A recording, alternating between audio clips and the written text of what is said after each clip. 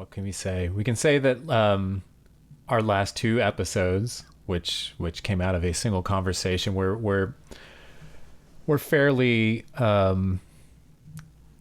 car negative. Bottom half of the logo type episodes. Yeah, kind of little bit of questioning the need for the automobile, and coming to some conclusions about its role in our world, that maybe it would be better without it. But I think today is a great day to bounce back from that and talk about some things that are really cool about cars. Yeah, I don't know. I'm actually kind of going through a dark time, and we could just keep it rolling. You want to hear some other bad shit? Is there more bad shit? There's so much more. Oh, no, I hope stuff? so, because we got a whole podcast to do. Oh yeah. Well, I just mean like I mean immediately, like No, I think we can talk about the good stuff for at least a little while. At least until I change the subject. Inevitably, we should talk about some good stuff. Yeah, do a little Animaniacs good idea, bad idea style. Yes, people like that.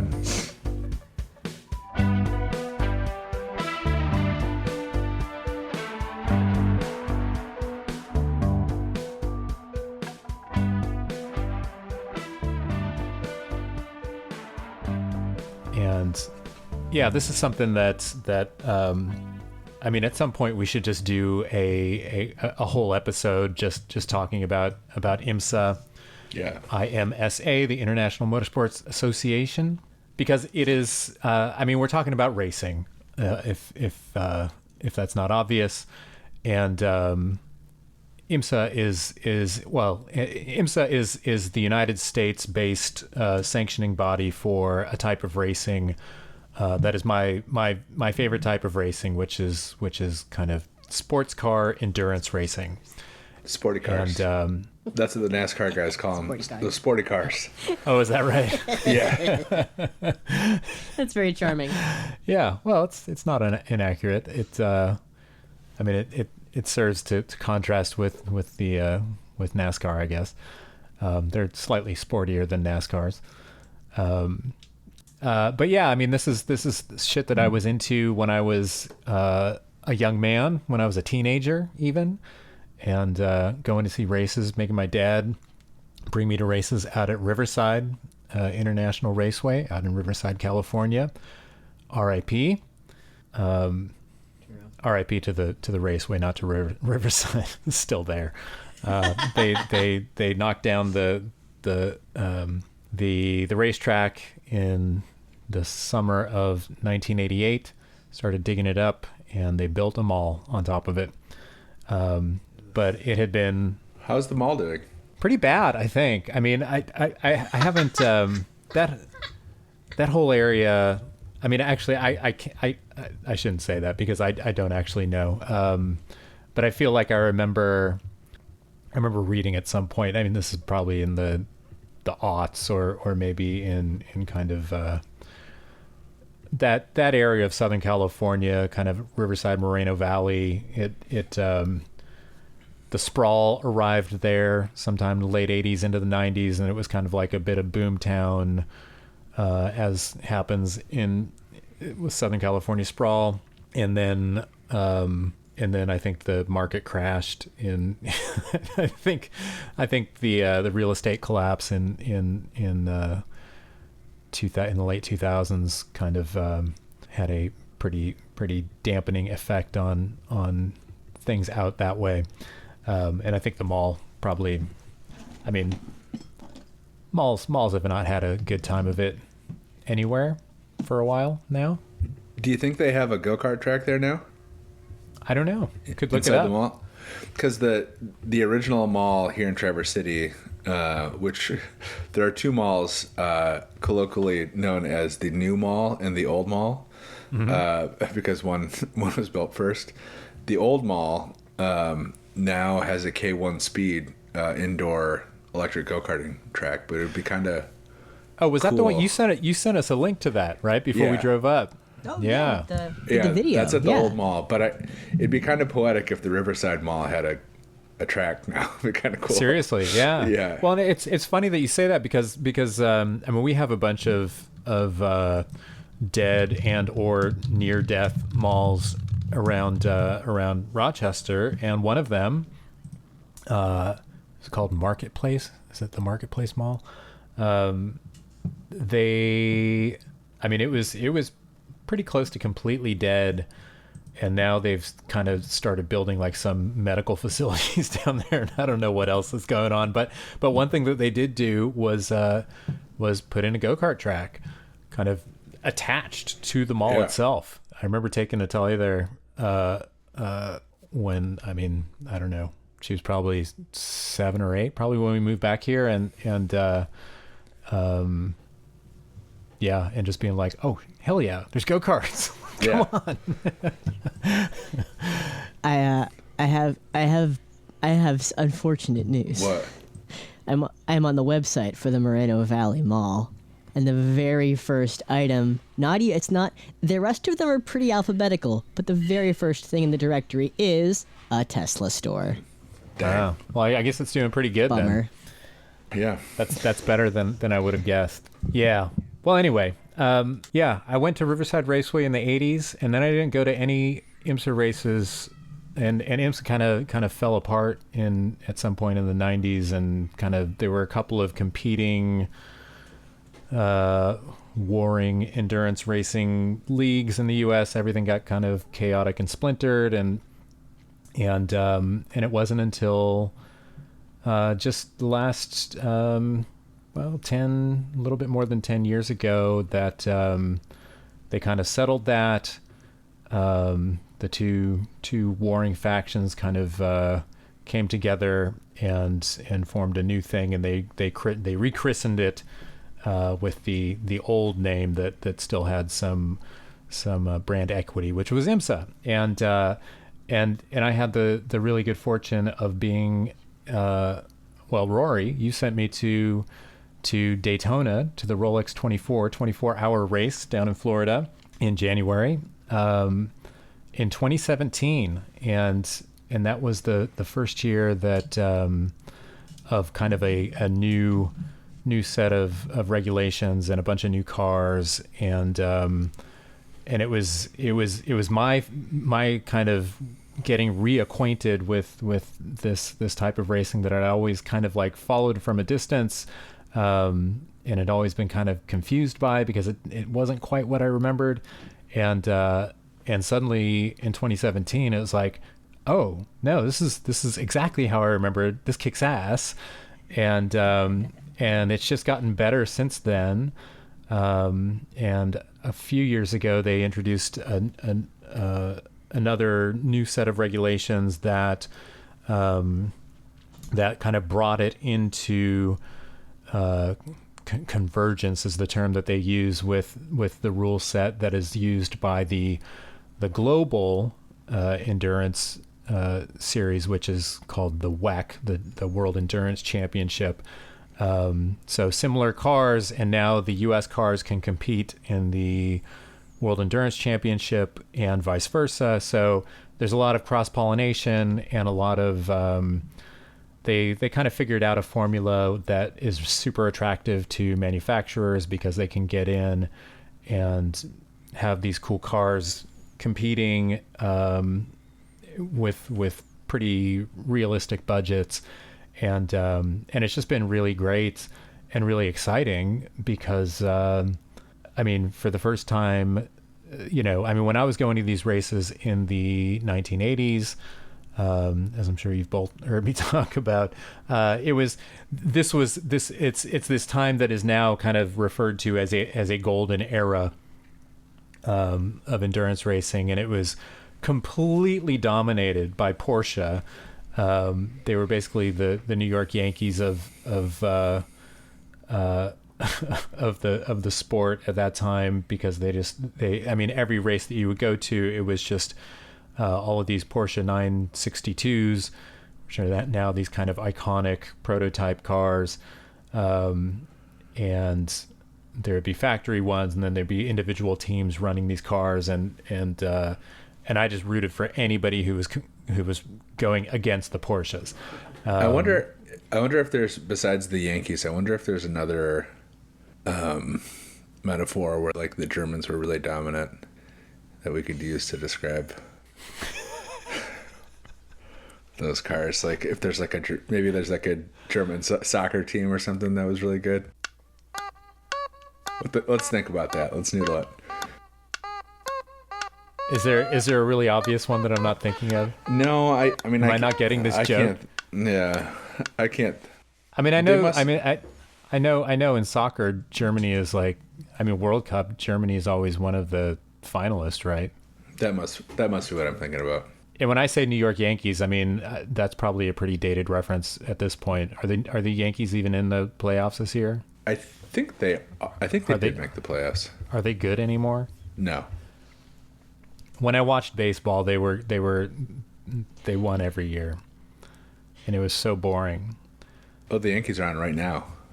How are they doing? They are in the playoffs. Yeah, they're up 2-0 over the Kansas City Royals. But I think they're down in the series. They're down. No, it's tied 1-1. I was always a big Royals fan. Is that real?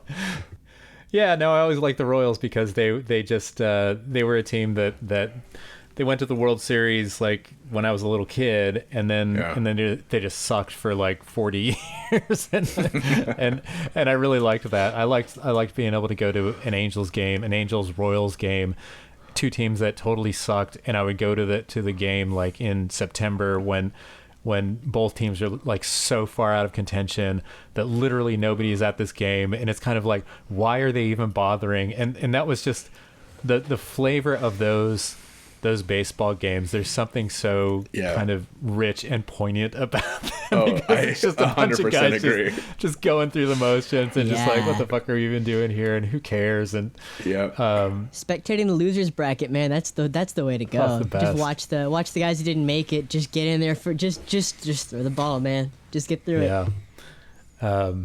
Anyhow, who would have been the equivalent of the Royals in 80s IMSA? It could have been the loyal opposition. I mean, you had Ford, you had Jaguar, incredibly beautiful Jaguar race cars that are still maybe my favorite race cars of all time. Anyway, this is all beside the point. The point is, do we want to shout out your preferred underdog who was in the Jags for the shout out friend of the pod? Well, that's Hurley Haywood. Hurley Haywood was my dude, and Hurley Haywood, who is kind of synonymous with Porsche because he spent his entire career driving Porsches, except for I think just like 2 seasons when he got in a wreck and fucked up his ankle and basically couldn't drive a manual shift, and these Jaguars had sequential shifters, so you only had to engage the clutch like to pull away, pull out of the pits, and the rest of the time he was fine. So he got a waiver, he got permission from Porsche to go and drive these Jaguars, and I just loved those cars, and I loved the name Hurley Haywood, and and actually when I went to Daytona in 2017, I met him and I told him that story. I told him about, hey man, I know you're the Porsche guy, but I have to tell you, you're always my favorite dude because you drove the Jaguars. And he looked around. He's just like, shh. Yeah, exactly.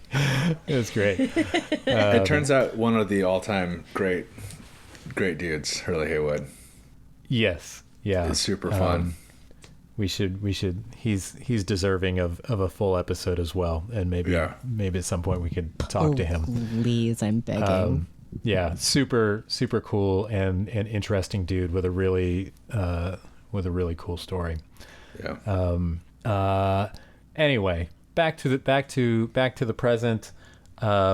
IMSA rocks. It's totally blowing up. It's outstripping every other form of motorsport in terms of just it's growing like crazy. People, every race that I go to, they're setting records every race for attendance, and it really is kind of a I mean, look around the world. Shit is fucking terrible. Pretty much everywhere you look. And this is one tiny area where it's like, no, in this thing, it's never been better. And so it's exciting to me just for that reason alone. It's like, it's one thing that I can be, Take it where you can get it, man. just genuinely excited about something and feel like, wow, man, I'm really lucky to be alive right now to see the shit that's going on right now, because 30 years from now, this is a period that people will look back on and talk about as a golden age, because you have so many manufacturers involved, huge fields, incredibly cool cars, and some really fun, charismatic, interesting drivers and people involved in the sport, and it's just a really fun thing to see and to go to, and going and watching the races on TV is awesome, but when you go and see the stuff in real life, it's just the coolest. I mean, the cars they look awesome, they sound incredible, and the vibe is just super positive and really fun, and there's so many, just, it's a very diverse crowd, and super cool thing. So this year I went to Daytona. Earlier this year I went to the Rolex 24, not for any reason other than that I just felt like I hadn't been. The last time I went to it was in 2019, and it had been too many years, and I was just like, fuck it, man, I'm just going. And I bought a ticket, and I went down there and ended up having an incredible time. And so that was my, I was at the season opener, and then Rory was there as well. I ran into him and spent some time looking for what did we leave behind? Some shirts in the stands? Yeah, all the stuff that I bought for my kids I left in the stands, and then we, several hours later, miraculously remembered it, and then snuck back into the stands in like a restricted area, and then climbed up, and they were exactly where I left them. Nice. In the giant ass grandstand. I mean, the thing is, you have to. It's hard to convey like it's how maybe enormous 100,000 seats, this fucking place 70,000 is. seats, something like that. Yeah. Yeah, and the thing is, I mean, it's a big track. I mean, if you've watched the Daytona 500 or something, I mean, this is the track, right?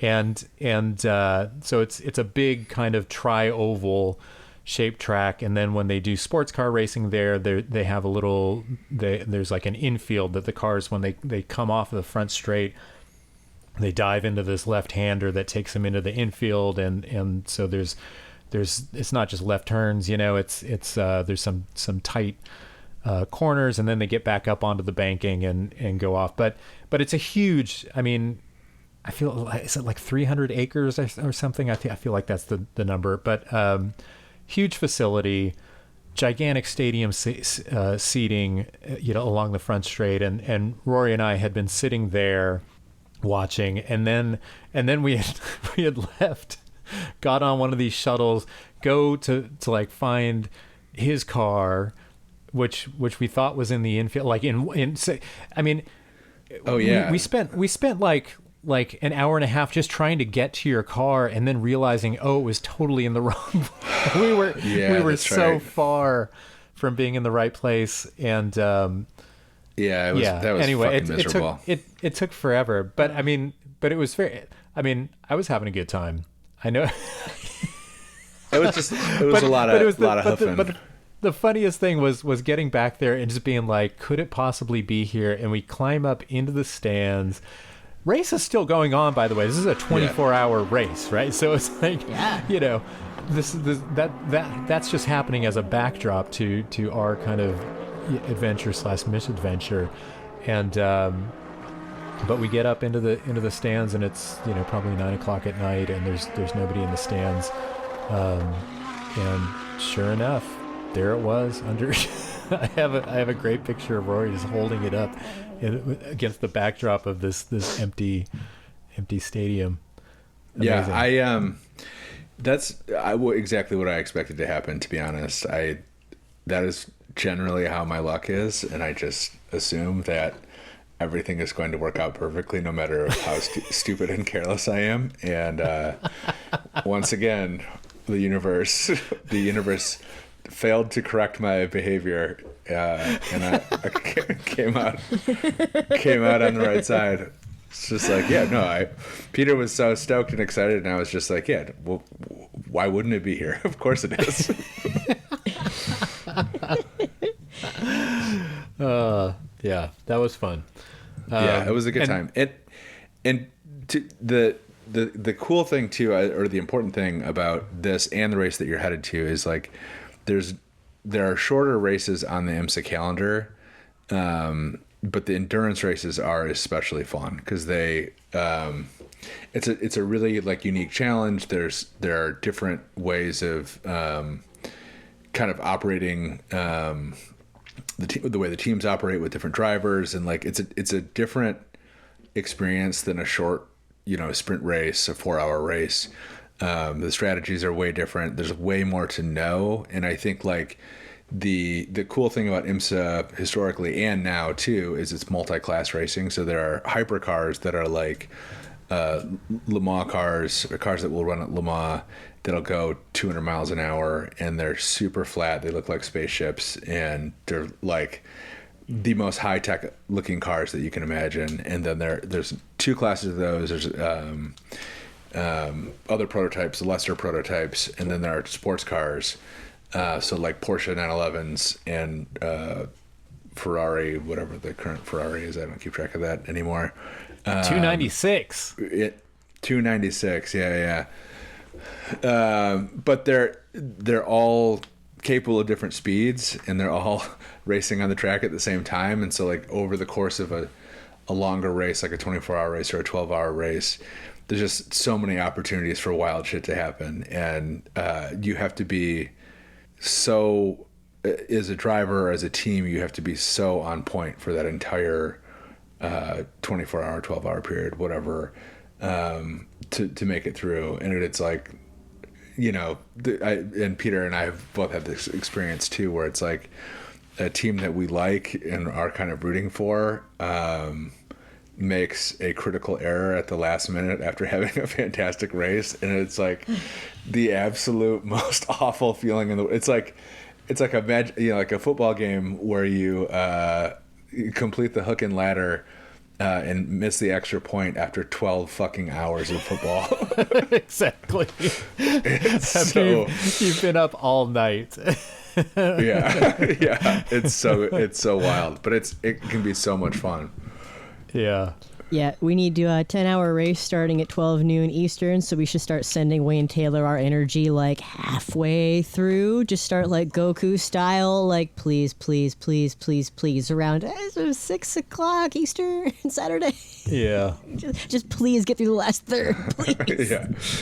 Yeah, and Wayne Taylor, it just keeps getting worse. MP3. And they're actually fun too. Like if you're not able, like they're more fun in person, obviously, but I think like if you're not able to go, like a 24-hour, 12-hour race is a great thing to just have on in the background all day, because like you can keep track of it while you do your breakfast, lunch, dinner, laundry, like whatever else you have to do. You can put it on in the car when you run out. It's just like, you know, I love going to a long race, but one of my favorite things is like when I'm stuck at home catching a 24-hour race and like just keeping up with the whole race. Yeah.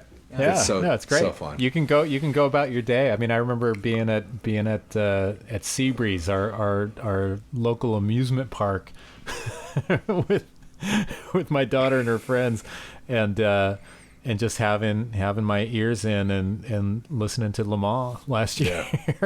It's like, yeah, no, it's the kind of thing that it's not like, it's not like when I was into football and it's like, it kills the entire day. Yeah. You know, you have to watch and you feel like, you know, you can't miss any part of it, even though most of what you're watching is commercials. But this is something where you can kind of just check in, check out, kind of like go about your day. You don't have to be an asshole to your family. Yeah. Or you can just kind of, you know, hunker yourself away in your office and just be like, I'm watching TV. Yeah.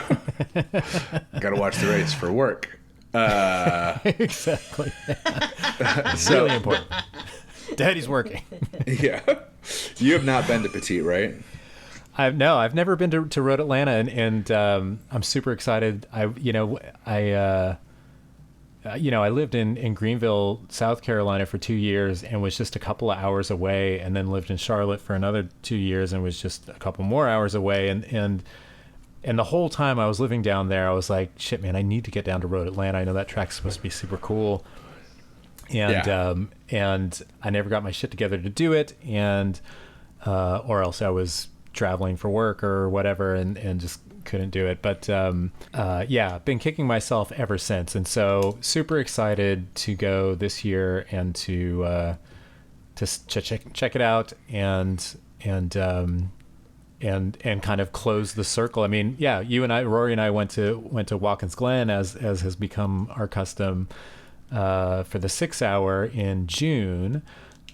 So I will have gone to 3 of the 5 kind of endurance cup races that make up the IMSA season, the longer races that Rory's talking about, and so this will be a nice way to wrap the season up for sure. It is Road Atlanta is so cool, and it's like you're driving through the middle of nowhere in Georgia. It is not Road Atlanta. It's Road, like, I forgot the name of the fucking town. It's in Brazelton? Brazelton, yeah. Brazelton. So yeah, you're driving out through like cornfields and like, you know, you see some country where it's like shotgun shack type, like Sure. old time Georgia rural area. And then you roll up, the track is like, you know, it's like that rusty brown dirt. And then clay. like Georgia clay. Yeah. And then you kind of pull in and you can see just the front straight, and it is like a wonderland out there. I mean, the number of people there will be people camping in boats on trailers, like big, you know, Hell yeah. Sleeping in the cabin or whatever. But the race course itself is beautiful, like beautifully maintained and fast. Fast. I mean, the speeds on the back straight are just absurd, but like great places to watch. I mean, it's like, I don't know, like if this is going to probably not come out in time, but like if you're in the area and can get to the race, it is so mind-boggling to watch cars come down from the straight and break into turn 1. And then at night, it is just magic. It's so fun. And like I said, it's huge, but it's also like walkable. So you can get out and see a bunch of corners throughout the day. And there are, you know, for no extra money beyond like the cost of your ticket. That's like one of the best things about racing, and especially endurance racing at IMSA, is once you're in, you're kind of in. And like there are suites and there are like bleachers that you can get to or whatever, but like you can walk around and see the course from every angle, see cars from every angle, hear and experience totally different stuff. So it's like you never get bored. There's no like fatigue or like you know, like it's some races, like if you go to a cup race, which is really fun too, but if you go to a cup race or even IndyCar race, it's easy to get stuck in your seat and watch the cars complete the same turn over and over and over again for the whole course of the race. Well, and just that yeah,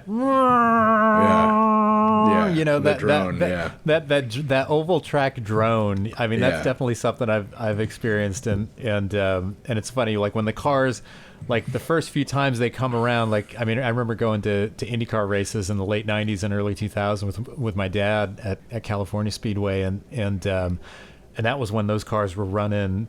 That's when they were setting the records, you Yeah, know, 240 miles an hour. 240 miles an hour. And I remember seeing those cars going 240 miles an hour down that front straight. And I mean, that's just mind boggling Yeah, shit. yeah. Like rewiring your brain. Like, I mean, you, the first 5 times around the track, you can't see the cars. You just see like a blur of color going around Yeah. the track. Right. And then like eventually your eyes are able to like adjust, because you don't, in the course of your life as a human being, you don't see that speed in person ever. Like Right. In an airplane, you're unable to perceive how fast Yeah. you're going. Unless you live next to a bullet train track, right? Yeah, yeah. I assume you almost have to start like following it like you would with a camera, and just like try even to like track it a little with your head almost to adjust. Yeah.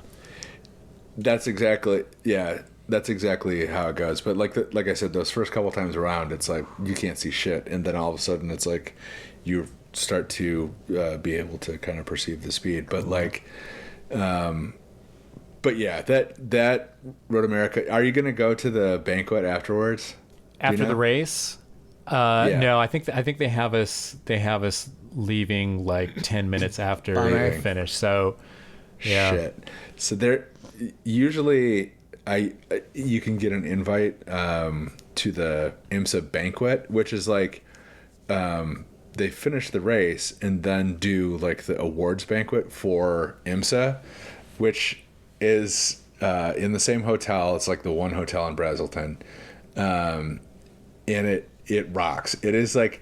Like when I would go as a journalist, people would be like, "Oh God, I don't want to sit through another fucking rubber chicken dinner and like listen to everybody's speeches or whatever." And it was so cool to me because it was like, if you're there, Right. everybody kind of assumes that you like belong there, which in my case was not true.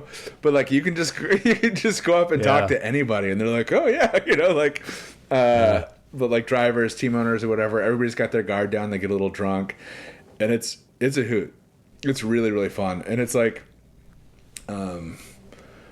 You know, it's a fancy rubber chicken dinner, but it is like very chill, and you end up having a lot of really hilarious, interesting conversations with people. I really really dig it. It's so yeah, if you get the opportunity to go to the banquet, Yeah. like that's where Yeah. that's where you really make friends with some IMSA people, is at that banquet. And then, like there's an after party, and Next year. Anyway, it's a good time.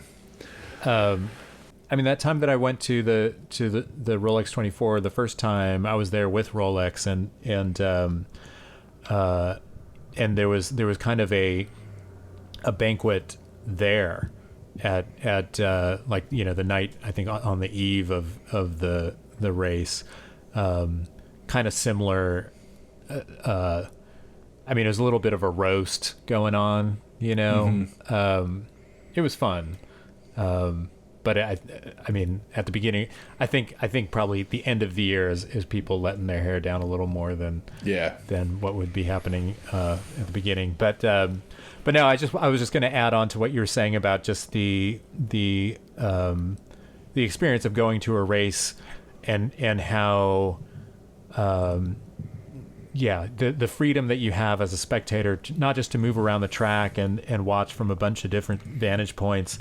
They're all like pretty dramatically different, depending on the track that you're at, but a lot of them in my experience. But the other thing is how just ridiculously accessible it is, in terms of like your ability to get up close to the garages, to walk around the pits. Yeah. I mean, it's totally free and open, and there's no, like, you don't have to pay extra to get a pit pass or whatever. You can walk around the garages in the morning, day of the race, whatever, the days leading up to it, and see the cars up close, talk to the mechanics working on them, and you know, and see the cars like in various states of undress, and it's really cool, and and you'll run into drivers, you'll run into owners, and you can, get your, take a picture or just chat. And, you can meet a Habsburg. You could. I hear he's very nice. Hey, I like that guy. Yeah. Glad Ferdy's okay. Yeah, no, he's a good dude.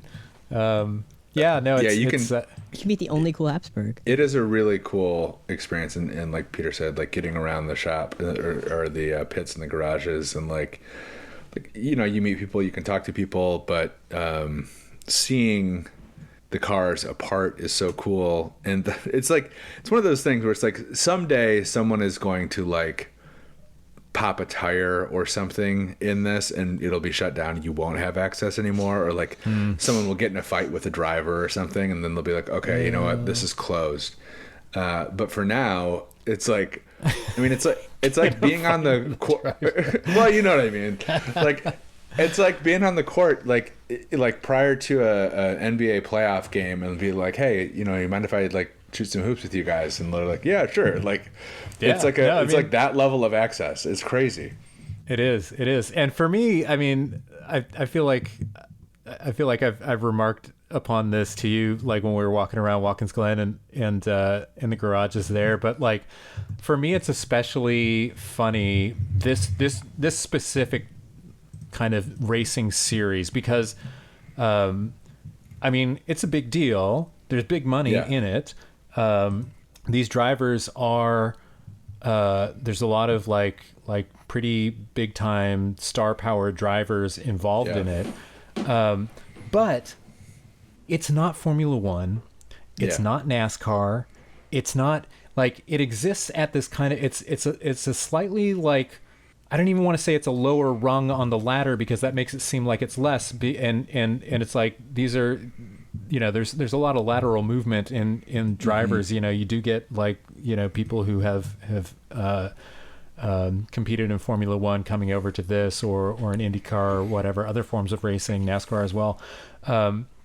But it is a slightly more niche kind of world of racing. And for me, it's really funny because the parallels between IMSA and the world of indie rock are very strong and very obvious. And when I walk around the garages and I see like the mechanics look exactly like roadies. Mm-hmm. It's like the guys who are like, the grunts who are gutting it out, working on these cars, like, staying up late, tearing engines apart, whatever, or first people there in the morning. I mean, those are exactly the guys who are stage hands and techs and the guys like setting up all this shit, like loading in all that stuff. They even dress the same. I mean, they are literally the same people. And with the talent, quote unquote, it's like the drivers, I there's like a kinship that I see with them because it's like they are these people who, like, in this context are a big fucking deal, right? Like these are celebrities, right? Yeah. But outside of this, if they even go like down the street to go to the supermarket, nobody knows who the fuck they are. Yeah. It's like they're completely anonymous, like nobody fucking, and I love that. I love that. It's like these are just people who have this like, really intense job and have like this extraordinary talent to be able to do this, compete at this level in this arena. But who outside of this circle are just completely normal, everyday people that nobody would bat an eye at. It's like it like the music thing. It's like these are somebody's favorite athlete in the world. Like there are a lot of people, if you ask them who their favorite athlete, who their number one person in the world was, it would be a guy who drives an IMSA, or maybe like a F1 or whatever driver who like comes over to drive a couple IMSA races. Like they're like my favorite, but largely unknown to almost everybody else. But I think too, like in IMSA, what's cool is like like in the other big American series, you have cars that are spec. So you have like the Indy cars are all the same car. Right. The Cup cars are all the same car roughly. And so the drivers are the thing. It's like the whole series turns on the personalities of the drivers and their rivalries and like their individual personalities. And like IMSA has that other dimension of being like, oh no, there's a Porsche that looks vastly different from the Cadillac or the Acura or whatever. And like you have like a lot of the people who are there to watch are fans of a marque versus a driver. So like Right. they're like, I'm a Porsche fan. I own a Porsche. And I am insufferable about my fanhood. I'm the most insufferable car person and I'm here to make sure that Porsche wins this race or whatever, or else I'm going to get mad. Yeah. That's you, right, Rory? That's me. Yeah, as a Porsche owner. I a always Porsche forget owner. that I have a. I always forget that I. You start slagging Porsche owners and forget that you are one. No, I mean that's why that's like in large part why the car doesn't run. Maybe that's like an episode of itself, because it's just like I can't. At this point, like I've endured some pretty wild like travails as a home mechanic and like gotten some shit together, as we've detailed on the show so far. But it's just like I look at that car and I'm like, what am I gonna do then? Go drive it around? Like I don't want to be seen in this car. Like. I think the answer to that question is you use it as your winter beater. Yeah. You don't want the Rivian to rust. That's how I got into this position in the first place.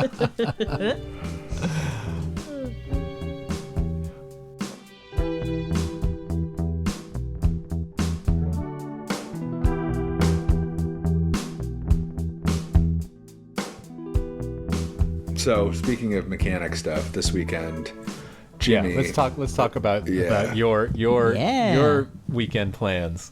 So Jimmy, who we know from the Hill Climb episodes, really came through last minute and helped me out with that car. And he is a very accomplished amateur rally driver. So he can really drive. He podiums regularly in ARA, which is the American Rally Association, which is like, ARA is like very grassroots. There's one factory team. It's Subaru. They win a lot. And then there's like 20 rich Irishmen who are all in the construction business, who are competitive.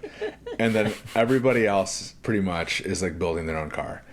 And Jimmy is like one of the best or better of the building your own car guys. Like he'll show up to a rally and usually win or podium or be competitive for the win. So I help him out a lot with his cars, and I have crewed for him once, and I've helped him build stuff. He came over during the workday, I think yesterday or the day before, and was like, hey, can you weld a metal plate onto the bottom of this Mercedes jack so I can use it to lift my car? And I was like, yeah, sure, whatever. So I blew off work for an hour and did that. But he has a hard time finding crew people to actually go to the races and like change tires and make sure the cars are mechanically functional in between stages. So he's often like, hey, can you crew for X rally? And I'm often like, no, but if you can't find anybody, I will come. Which is like, it is, and I will say this, going to a rally as a spectator is incredibly fun. You can go in the woods and drink beers and like go from stage to stage and catch different portions of the rally. Going as a crew member sucks shit, and it is fucking boring. It's like, That's work, man. yeah, I mean, worst case scenario, you sit in the truck the entire time and nothing happens, and when they come in, from a stage, you like lift the car up and rotate the wheels and spray some of the dirt off the inside of the wheel and send them back out. Best case scenario, something breaks and you get to do something with like limited tools, and like, you know, no real support, you know, crawling under the car with under a jack or whatever. But this was one of those weekends where he was like, yeah, I think we'll have a crew. Maybe we will, maybe we won't. You should come up and spectate, yada, yada. And then like, I was like, you know, I'll spectate. And if you guys really need a hand, I can chip in.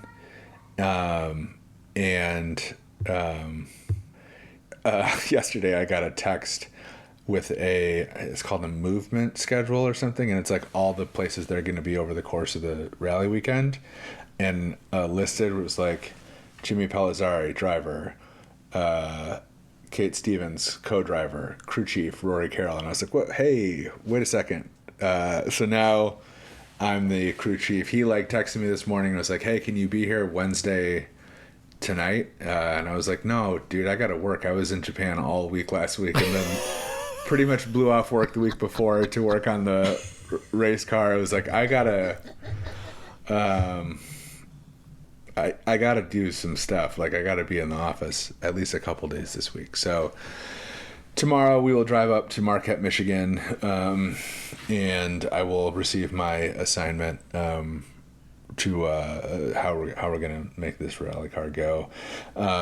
It will not be fun. Going to the UP is fun. Peter's been up there. You might like going through northern Michigan or going like out west.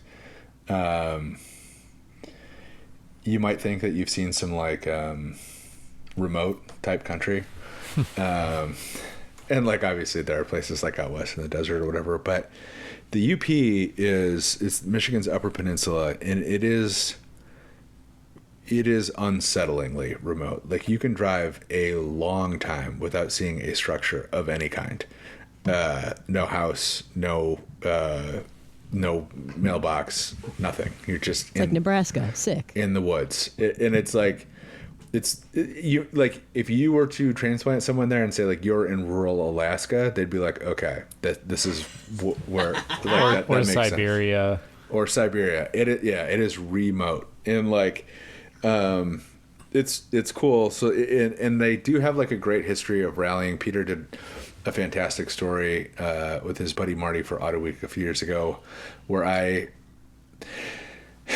sometimes I remember me telling you that there was no car to look for prior to, and then sometimes I remember sending you up there telling you that there was a Lancia, was it a Lancia, not a Delta? Stratus. Out in the woods somewhere, and you should go try to find it and talk to everybody in the UP. Yeah, that's what we did. Yeah. That was our story.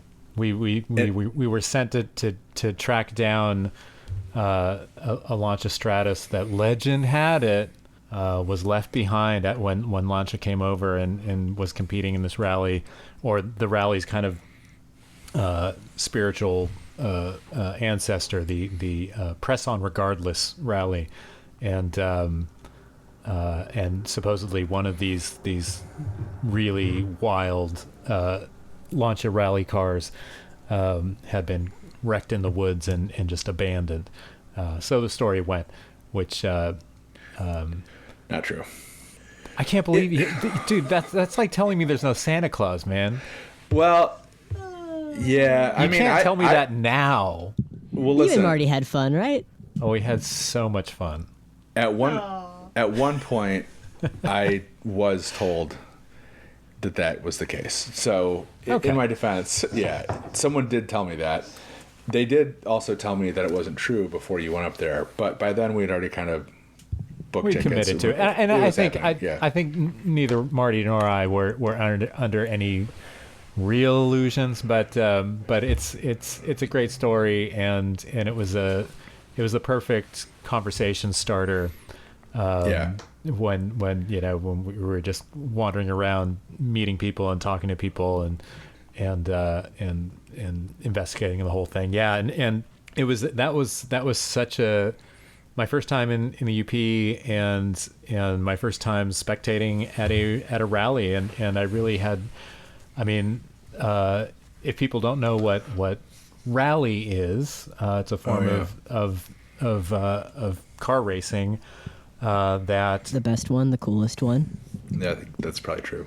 it's pretty much the most insane shit that anybody is doing in In the a car. world.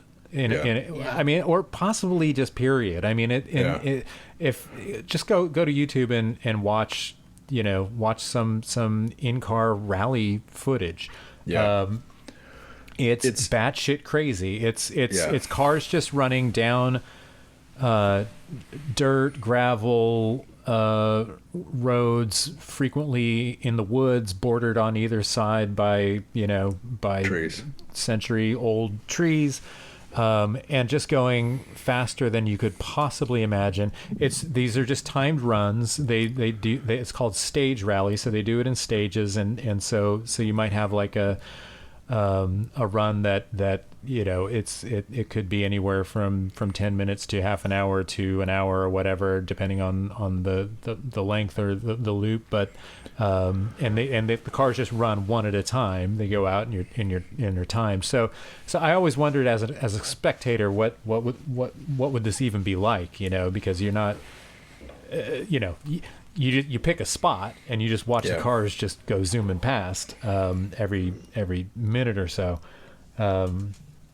and I just thought, well, how could that be fun or entertaining? You just get to watch it go by once, and it's like, well, yeah, but when it goes by once, man, it's fucking awesome. It fucking rocks. Yeah. And it keeps happening, Yeah. And meanwhile, you're just out in the woods with your friends, and you might be drinking a beer or whatever else, you brought along, and it's awesome. And when the cars go sailing past, it's completely insane because they're sideways or jumping or it's just like a blinding They arc are of 6 feet in the air, full on. I am not kidding. I made an instant convert of my friend Adam, who was visiting from the UK, just by opening YouTube, typing in "cool rally car jumps compilation," and we sat there for 10 minutes in a hotel room. And he is now going to the next rally he can find in the UK to go and spectate. So I mean, I beg you, go to YouTube, just type in any combination of those words. It Get rocks, in there. and it is.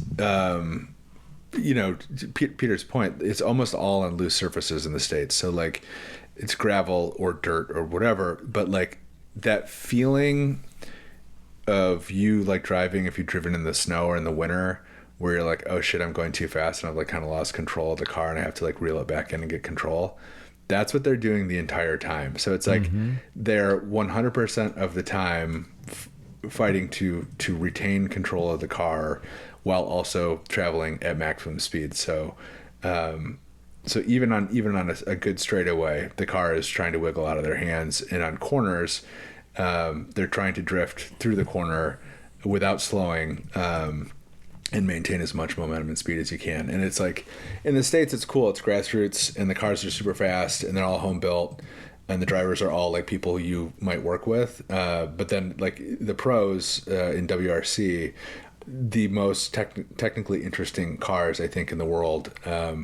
If you watch, to Maddie's point, if you go on YouTube and watch WRC clips right now, the cars are little compact hatch like Toyota Yaris, and the way the suspension works on the cars, like if you just watch any clip, you can see like 3 feet of suspension travel, and the cars are booking at 120 plus miles an hour down a road that is barely wide enough for the car, and the suspension is working to keep them upright and on course.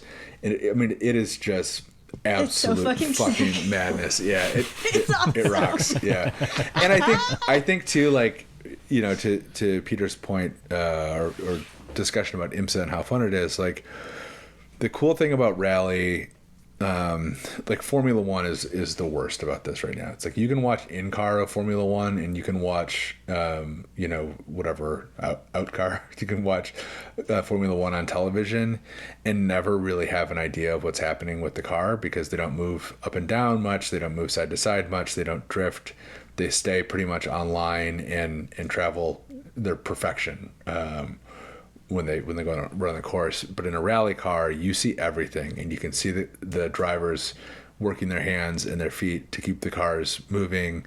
You can see the co-drivers gesticulating frantically, bouncing around, and you see the cars working too. You see the suspension work. You see the way that they fight for grip, and it's really, really cool. So clouds of dust and gravel everywhere, Yeah. and brushing like going past like rocks and trees and stuff. The spectators are all on the sidelines cheering and yelling. It's every part of cool- it is in motion.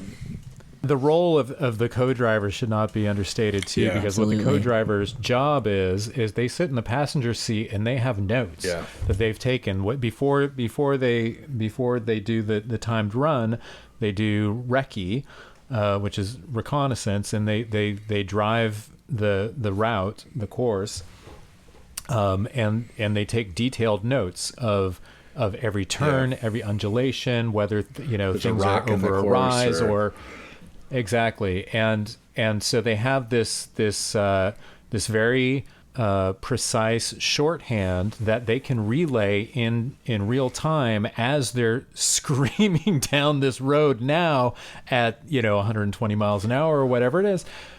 Maddie, you should cut in some audio of a co-driver. In point 3, we have a medium right over a rise, then a square left at the junction. In 310. Titans 50, 5 right over water, into short 4 left, Titans on exit.